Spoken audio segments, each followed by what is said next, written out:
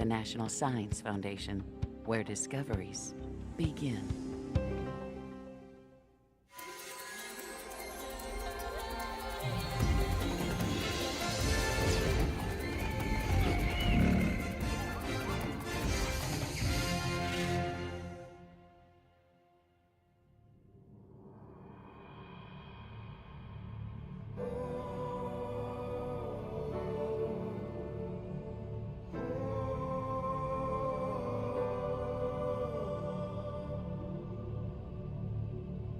Beneath the Earth we know lie other worlds, hidden from sight, lost in time. But sometimes we can glimpse a lost world through remnants of the past. We've definitely got a skull. Lower right, what do you think? It's hard to say. Maybe This story begins with the discovery of unidentified bones. depositional environment. It's part of the Niobrara. A team of paleontologists will try to figure out whose bones they are and what world they came from. So we got a time frame. That's a start.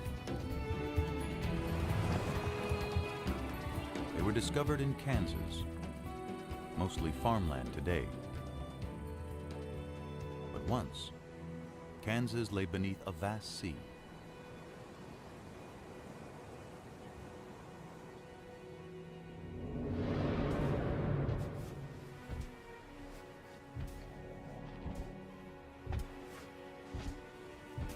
It was 82 million years ago, during the age of the dinosaurs.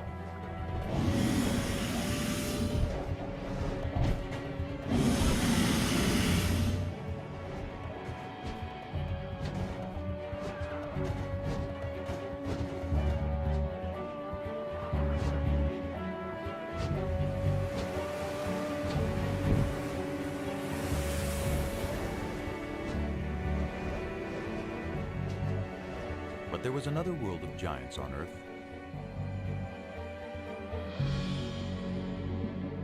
A submerged world where enormous reptiles ruled seas filled with incredible creatures.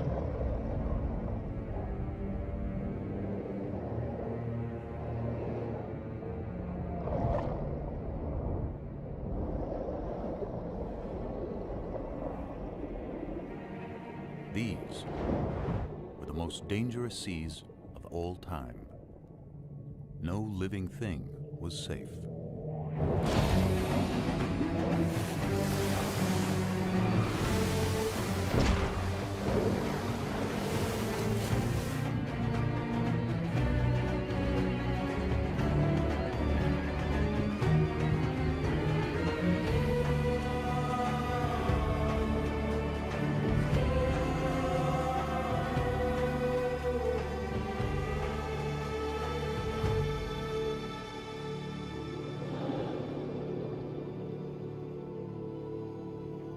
The great marine reptiles disappeared long ago, and time has buried their world.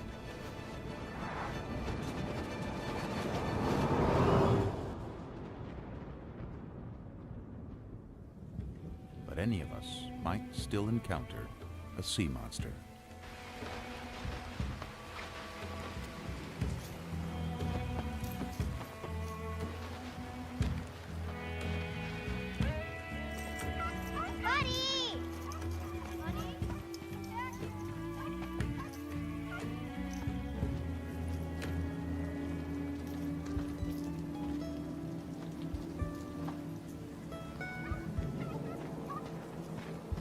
As if from nowhere, the distant past returns.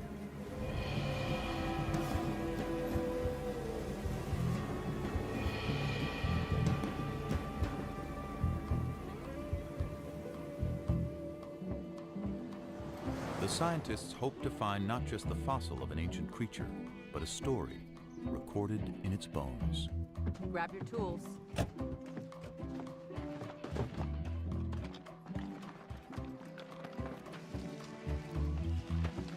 Rain washed some of the chalk away and exposed it. This is great. Okay. They recognize it as something special. A rare Dolichorhynchops, a Dolly for short.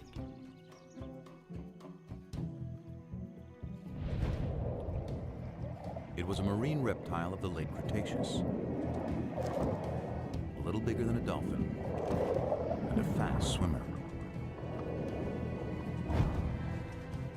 To unravel any story the bones may tell, the investigators will draw on everything they know about marine reptiles. Yeah, it looks like a Hesperornis. Their fossils have been found around the world over decades. Yeah, the matrix materials we've got in the lab seem These finds will help the team piece together the story of the Dolly and picture the moment in time when it swam in the sea. In many ways, the Dolly's world was far different from ours. The climate was warmer, sea levels were higher, and more of Earth was submerged. This Dolly would have lived in a vast inland sea that cut North America in two. Marine reptiles were also found in the waters around Europe, which was a scattering of islands, and throughout the world's oceans. In time, they died out and sea levels retreated, exposing vast areas of seabed. Fossils from the ancient oceans turned up on every continent.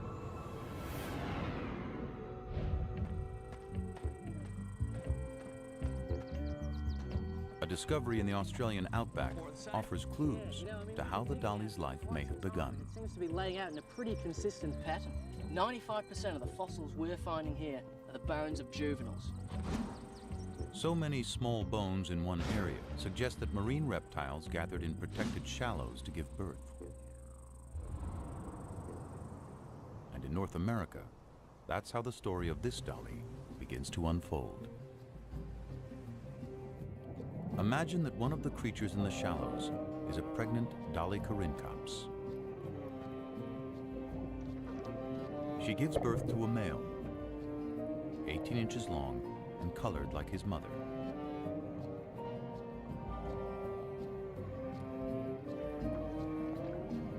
And a female, darker in color, with light patches below her eyes. And it's her life we begin to follow. She and her brother are air breathers. Instinct tells them what they have to do in their first minute alive.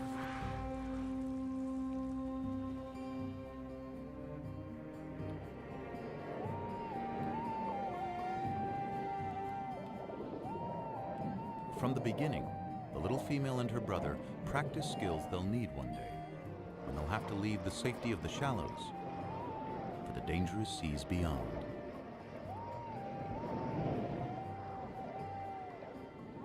If she survives the perils to come, she'll return here one day and have young of her own. Already, she finds competition for food.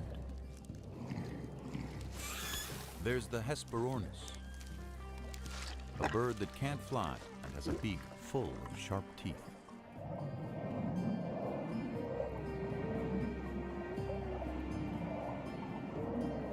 And the Styxosaurus, a distant cousin of the Dollies, with a supersized neck.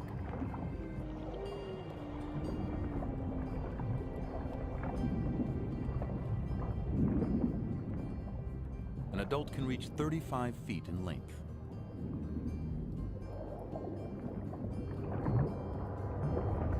More than half of it, neck.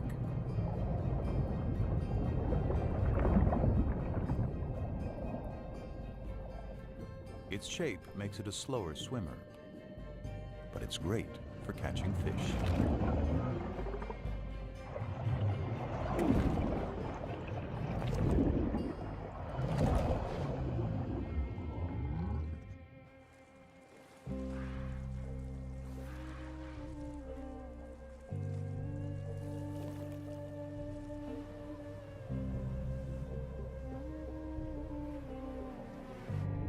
The little Dolly soon comes across creatures that move by pumping jets of water from their shells.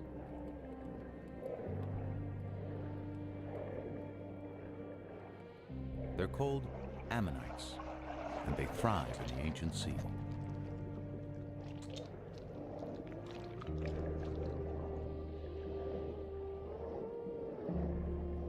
They have rock-hard armor, and perhaps another defense.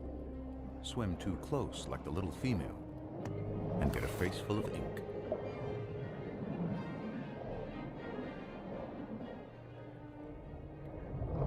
But that doesn't stop a young platycarpus when it wants a snack. Ammonites were once abundant, and their fossils have been uncovered often, even by a road crew in Texas.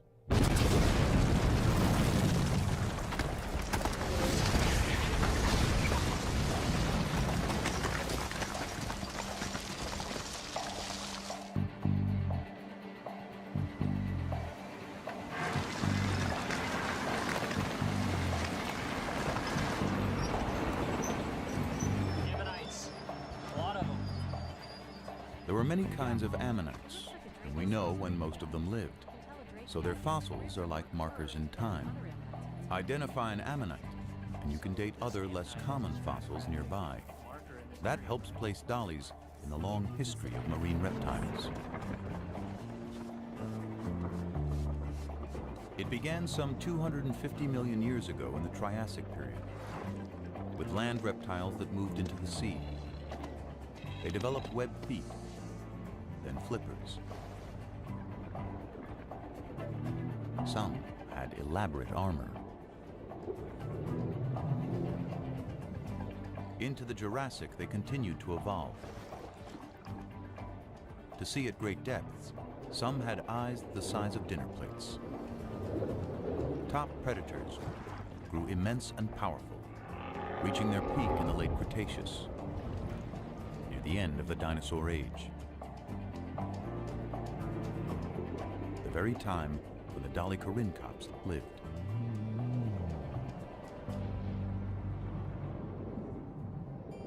Months have passed, and the female and her brother are now juveniles. But they're still in the safety of the shallows, and unaware of the huge predators in the sea beyond. For now, they're mastering the art of catching their favorite prey, herring-like fish called encotus.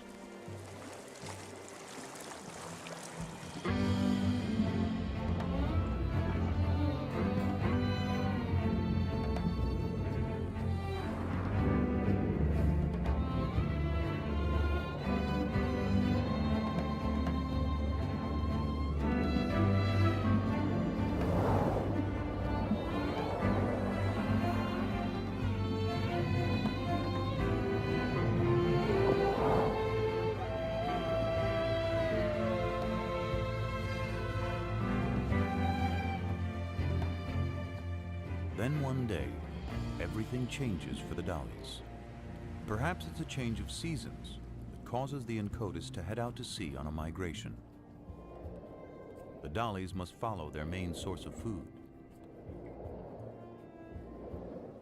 And that means the young female and her brother must now set out on the journey of their lives, trailing their mother from the shallows out into the western interior sea. It's about the size of the Mediterranean and only a few 100 feet deep. But somewhere ahead are enormous predators.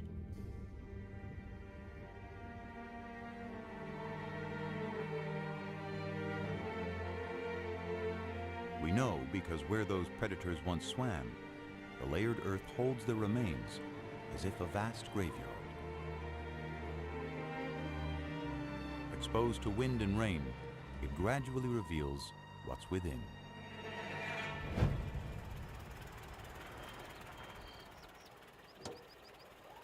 A remarkable discovery was made by Charles Sternberg and his sons, pioneering fossil collectors in the American Midwest.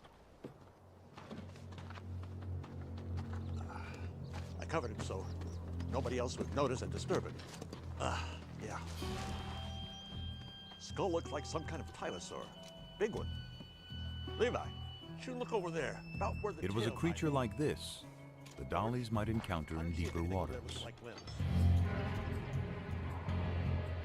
waters filled with dangers.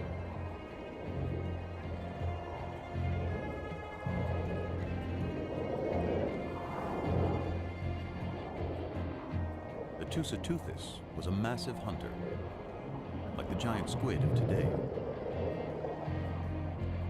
Up to 30 feet long and abundant in the inland sea.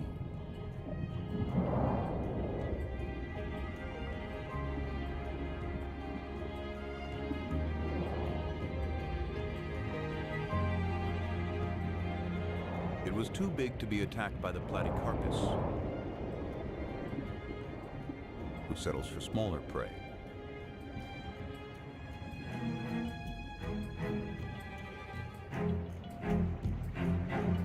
Platycarpus itself was fierce,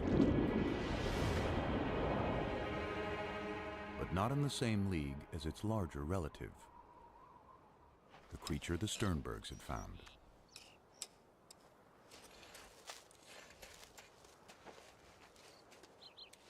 Few ocean predators ever would compare with the beast they were uncovering. Think I've got some tail vertebrae over here. Could be lower limb bones. Part of a paddle. Skull here, paddle there. Tail vertebra over there. This fella could be giant-sized. It was a giant with no enemy.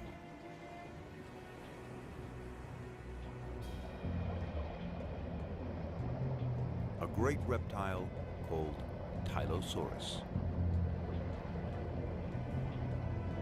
One of the largest and most ferocious creatures of any age.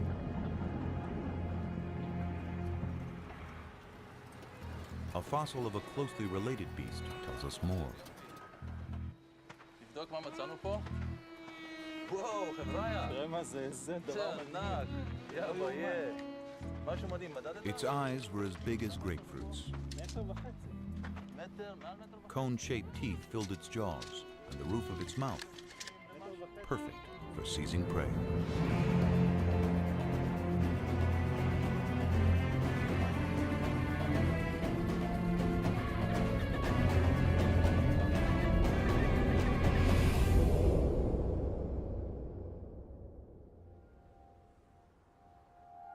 The Tylosaurs were out there, but there were other predators more easily spotted.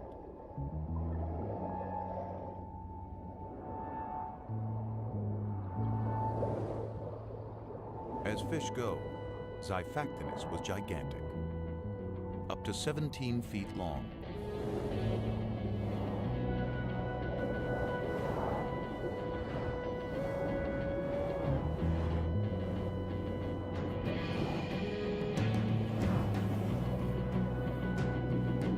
More than twice the size of the little female dolly. It was a hunter that could kill quickly, and this day, one did.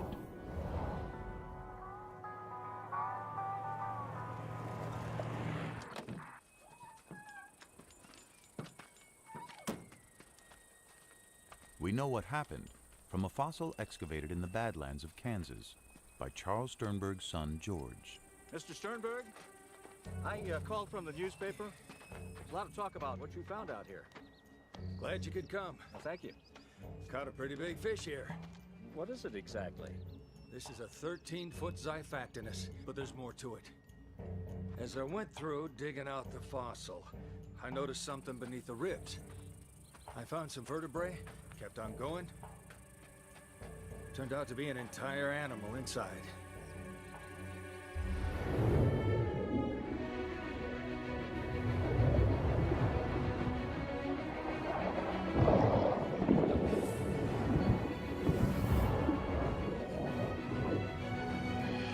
The victim was a 6-foot fish called a Gillicus.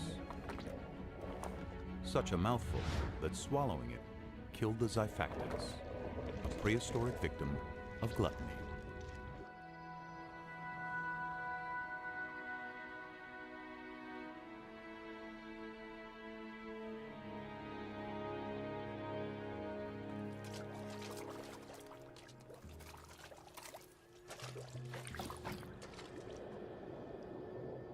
Weeks pass, and and the dollies are now far from any shore. Venturing into a sea turned magical by night. Microscopic plankton give off an eerie glow.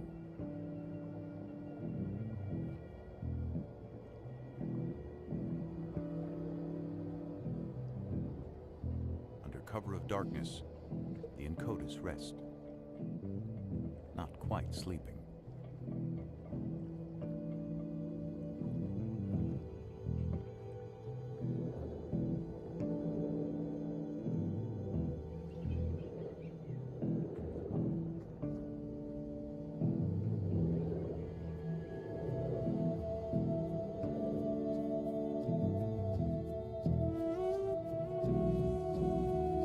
Below, there's a mass spawning of straight-shelled ammonites.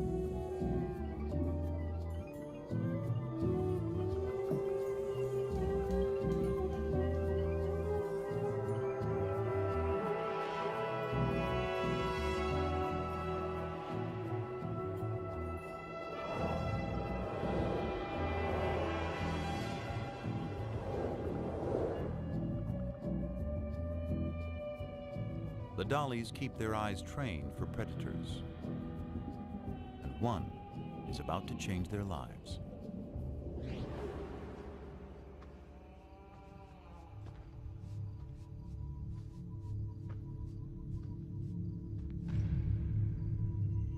There's hundreds of shark's teeth here.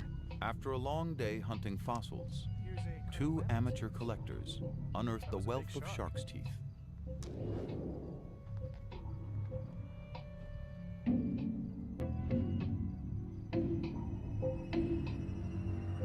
So many have been found around the world that it's clear sharks were thriving during the age of the sea monsters. The Cretaxirrhina is as big and lethal as the great white of our day.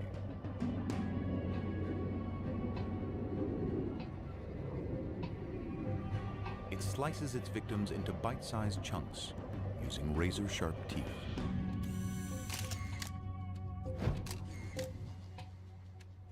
Kijk naar de littekens van deze schedel. Beslist het teken dat er gebeten is.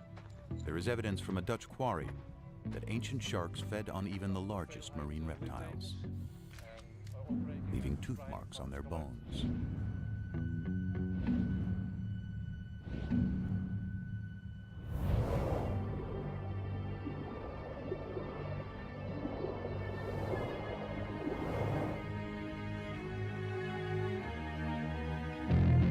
The female and her brother are being watched.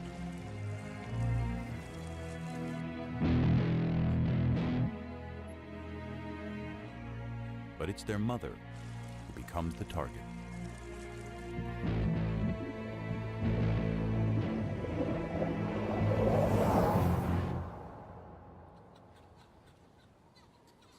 Their mother is gone, but it isn't over. A smaller shark goes after the young female. She's wounded, but she survives the initial charge.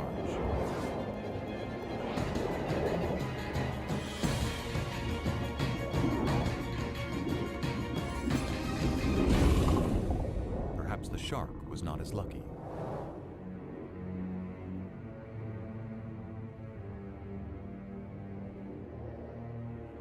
Her injury will heal, though she'll always carry a shark's tooth embedded in her flipper. The two youngsters must now continue on their own.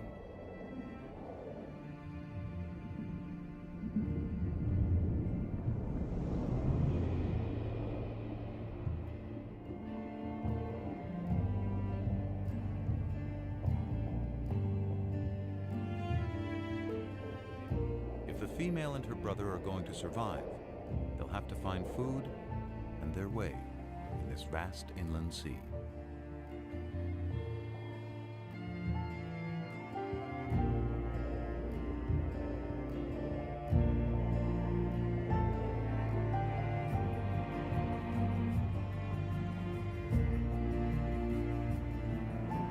Finally, they see something familiar.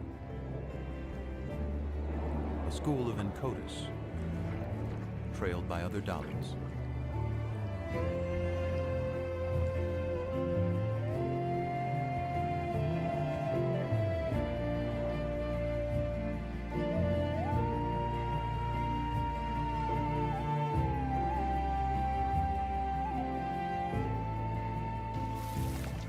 And by the flightless Hesperornis.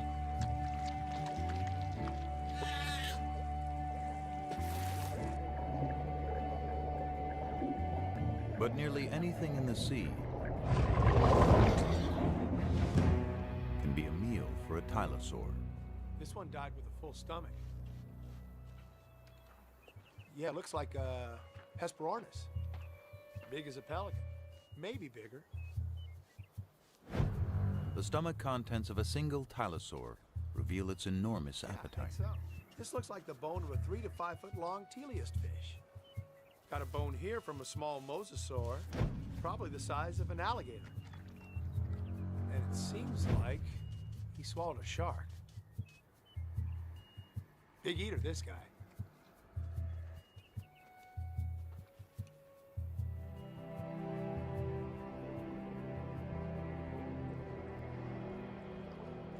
For several weeks, the travelers push on. The female's flipper is slowly healing, the embedded tooth now surrounded by scar tissue.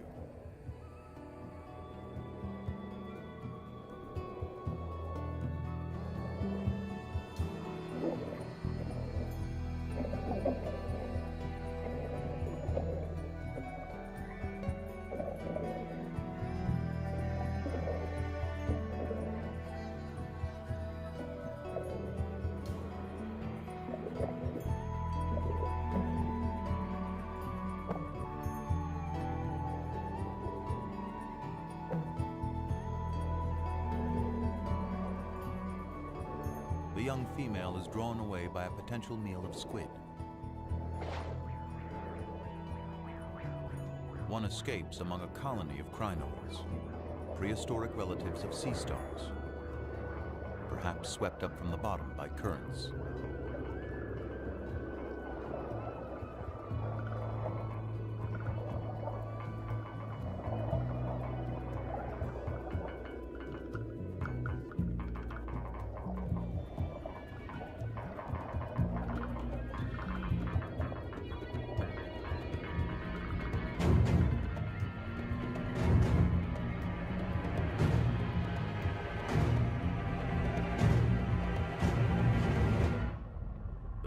Has put herself directly in the sights of a giant.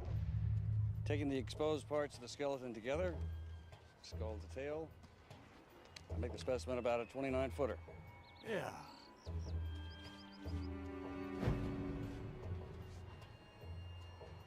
There's something in the stomach.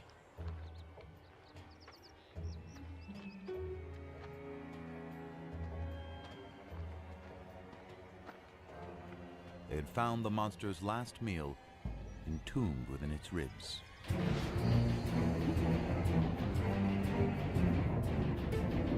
Because dollies are fast, a tylosaur's best bet is to catch one by surprise.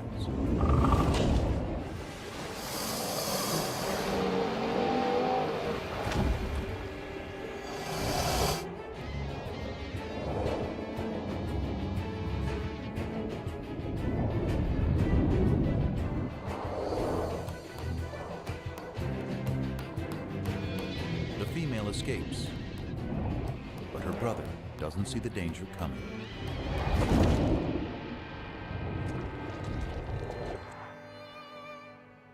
The Sternbergs had discovered a story locked in time of two ancient lives intersecting.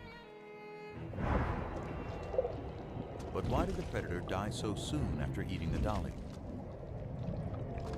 Tylosaurs were likely territorial and aggressive, even with each other. Perhaps an older tylosaur suddenly appeared.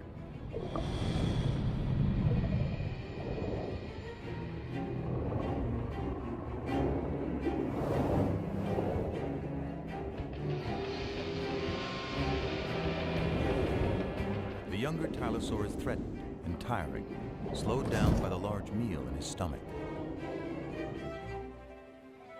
The female dolly is forgotten.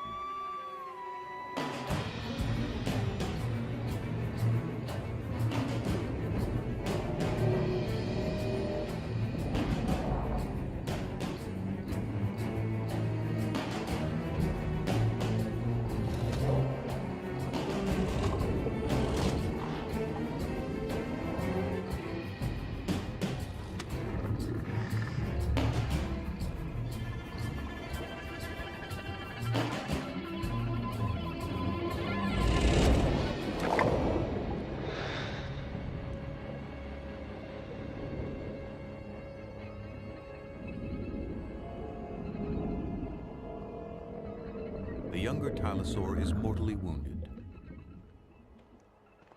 But his story isn't over. His final fate was recorded in stone. A shark's tooth lay near the fossil. Look at this!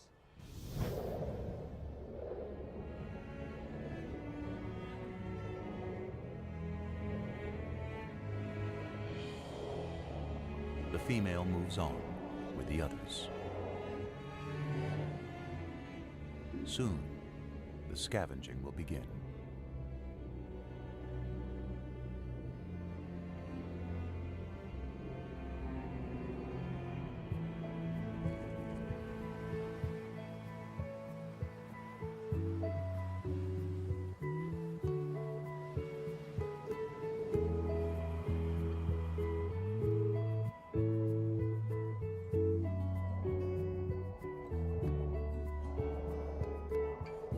The young Dolly has seen the deaths of her mother and brother, but she survived.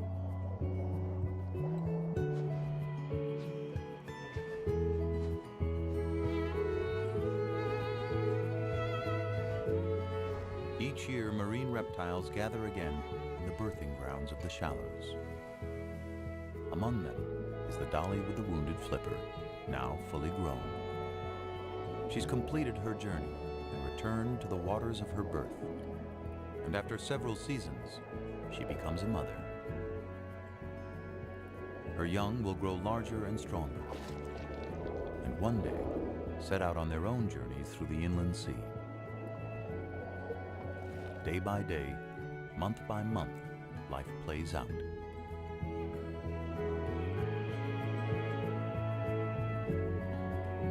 She sees several litters of her offspring mature and depart on lives of their own.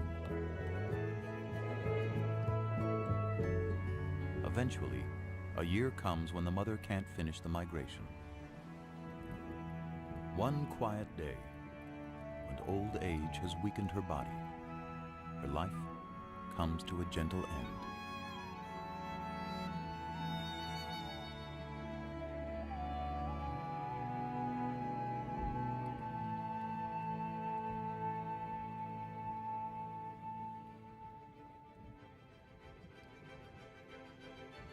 Millions of years worth of days and nights and seasons pass as she lies undisturbed. Sea levels rise and fall.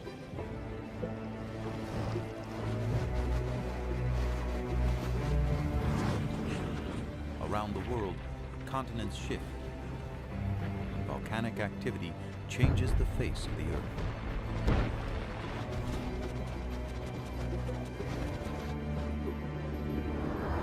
New species appear, and old species vanish, including the last of the sea monsters.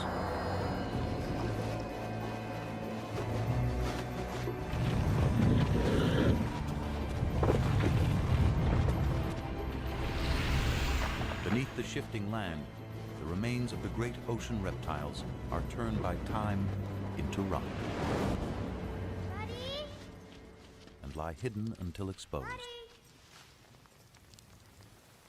This time by a summer rain.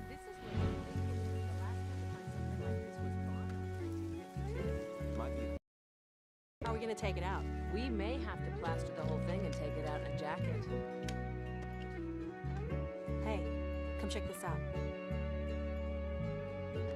There was something unusual about one of the rear flippers.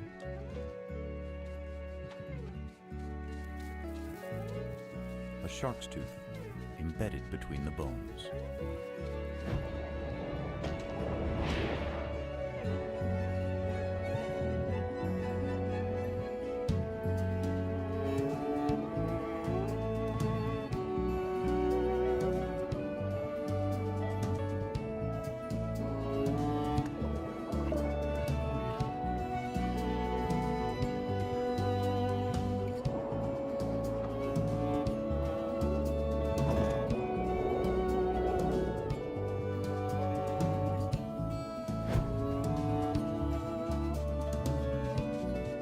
After 82 million years, the female Dolichorhynchops has returned to tell her story.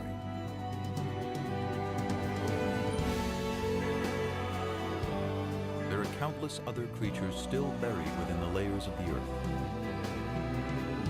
waiting for us to find them, waiting to tell us stories of our world when it was theirs.